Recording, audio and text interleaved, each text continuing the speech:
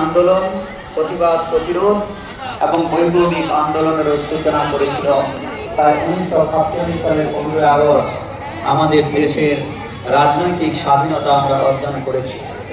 কিন্তু আজকের দিনে দাঁড়িয়ে 2025 সালের 11 আগস্ট 4 দিন পরে 15 আগস্ট পালন করব। ভারতবর্ষের মাটি তারা পৃথিবীর মানুষের মাটি। আর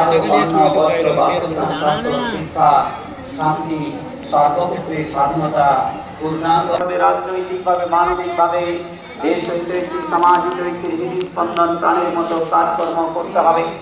আজও আমাদের দেশের মানুষের পূর্ণাঙ্গ অবয়বের স্বাধীনতা যাতে পৌঁছে দেওয়া যায়, সেই পৌঁছে দেওয়ার কাজে যাতে নিজেদের দায়িত্বের একটা চেষ্টা চলবে এবং সেই কাজের মধ্য দিয়ে তাদের আত্মা যেখানেই থাকুক তারা দীক্ষা, চিন্তা, চেতনা, অনুপ্রেরণা যেন আমাদের পাশে হয়, সেই পথের পথিক হয়ে এগিয়ে চলার নিবেদন জানিয়ে আমার বক্তব্য শেষ করলাম।